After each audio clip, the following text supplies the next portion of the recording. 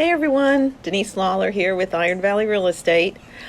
I wanted to discuss today the questions that I'm getting this spring from my clients.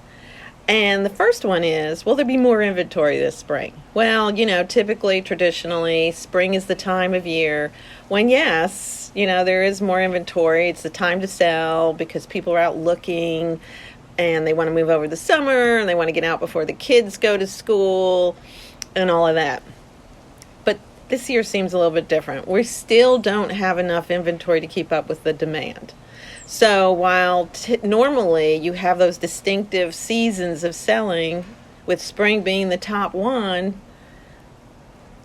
it's been blurring the last couple of years. So yes, it might have a little bit of an uptick, but with the amount of buyers' demand out there, there's plenty of people to snatch up those homes. The other question is, why are home prices rising so quickly? Well, they've kind of tapered just a little bit. We're not seeing that 20% appreciation year over year. So according to recent projections, we're actually at the top of the market. So what we'll see probably over the next 2 years is it's the yearly appreciation going down just a little bit. We'll eventually get to that normal 3.5%. So right now, we just have to bear with this. I am including some graphs below with this video. If you did not get this by way of email or my newsletter, just contact me and I'll be happy to send you those graphs. The other question is, and I keep getting this one, should I wait till prices go down? Everybody's waiting for that big bubble. And the thing is, there is not going to be a bubble. What's the difference? Well, it does look very much the same, doesn't it? Compared to, the big crash. It feels the same. Prices are just out of control and they just keep going up. The only difference is this is a supply and demand. We have not enough supply with a lot of demand. Before, we had a lot of supply and a lot of demand. So what ended up happening was when the demand started to wane, all those houses had to go somewhere, right? So they were sitting on the market, especially builders with their homes. A lot of investors were buying pre-construction, building the home, and then the home was worth $40,000 more than what they paid for it. They would flip it.